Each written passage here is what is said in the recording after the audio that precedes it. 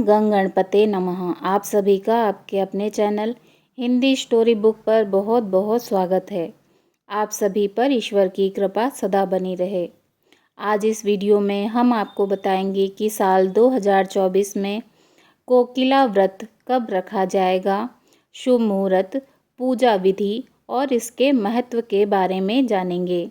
हर साल आषाढ़ महीने की पूर्णिमा तिथि पर कोकिला व्रत किया जाता है। यह व्रत देवों के देव भगवान शिव जी और उनकी अर्धांगिनी माता पार्वती को समर्पित माना गया है। इस दिन भगवान शिव जी और माता पार्वती की पूजा अर्चना करने से सुख समृद्धि का आशीर्वाद मिलता है और इस व्रत को रखने से अखंड सौभाग्य का वरदान प्राप्त होता है। कोकिला व्रत करने से अविवाहित महिलाओं को मनचाहा वर मिलता है। धार्मिक मान्यता के अनुसार कोकिला व्रत के पुण्य प्रताप से सुख समृद्धि का आशीर्वाद भी मिलता है। अगर आप भी मनचाहा वर पाना चाहती हैं तो ऐसे में इस साल कोकिला व्रत कब रखा जाएगा, यह पता होना आपके लिए बहुत ज़रूरी है। इस साल कोकिला व्रत की पूजा का शुभ मुहूर्त क्या है और इसका महत्व क्या है, आइए इसके बारे में विस्तार से जानते हैं। कोकिला व्रत आषाढ़ माह की पूर्णिमा तिथि के दिन रखा जाता है और इस बार पूर्णिमा तिथि 20 जुलाई को शाम 5:59 पर शुरू होगी। इस तिथि का समापन 21 जुलाई को दोपहर 3:46 पर होगा। कोकिला व्रत का पूजन शाम के समय किया जाता है, इसलिए यह व्रत 20 जुलाई 2024 को रखा जाएगा। इस दिन पूजा का शुभ मुहूर्त शाम 7:19 से लेकर रात 9:22 तक रहेगा। कोकिला व्रत पूजा विधि। पूर्णिमा के दिन ब्रह्म मुहूर्त में उठकर स्नान आदि से निवृत्त होकर स्वच्छ वस्त्र धारण करें। इसके बाद मंदिर जाकर भगवान शिव जी का गंगा जल और पंचामृत से अभिषेक करें। पूरे विधि विधान से भांग, धतूरा, बेलपत्र, फल अर्पण करें। शिव सती का ध्यान करें और व्रत का संकल्प लें।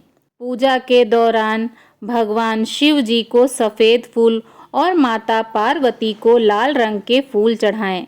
अंत में धूप और घी का दीपक जलाकर आरती करें और कथा पढ़ें अथवा सुनें।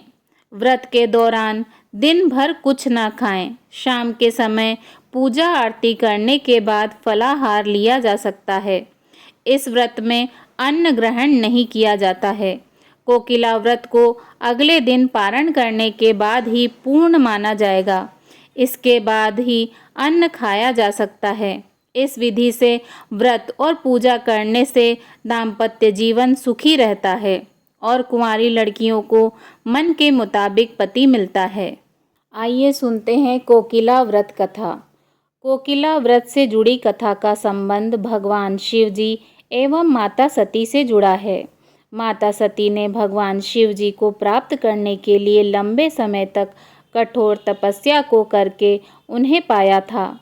कोकिला व्रत कथा का वर्णन शिव पुराण में मिलता है। इस कथा के अनुसार देवी सती ने भगवान को अपने जीवन साथी के रूप में पाया।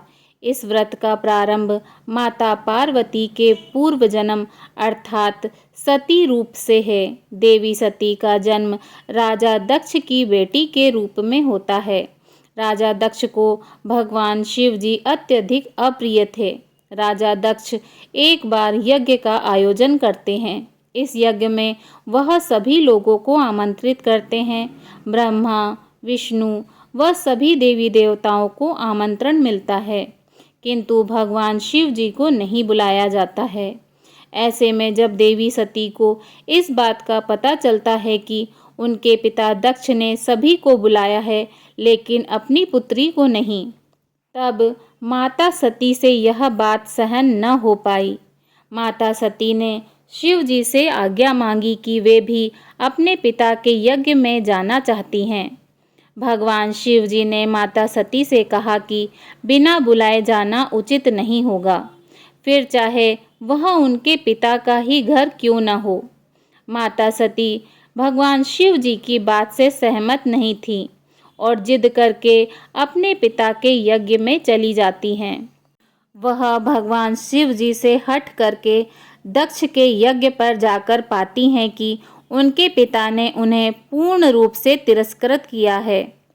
दक्ष केवल माता सती का ही नहीं अपितु भगवान शिव जी का भी अनादर करते हैं, उन्हें अपशब्द कहते हैं। माता सती अपने पति के इस अपमान को सह नहीं पाती हैं और उसी यज्ञ की अग्नि में कूद जाती हैं।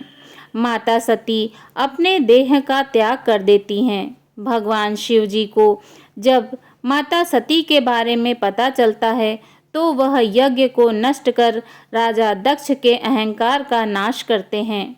माता सती की जिद के कारण प्रजापति के यज्ञ में शामिल होने तथा उनकी आज्ञा न मानने के कारण वह देवी माता सती को भी श्राप देते हैं कि हजारों सालों तक कोयल बनकर नंदनवन में घूमती रहें।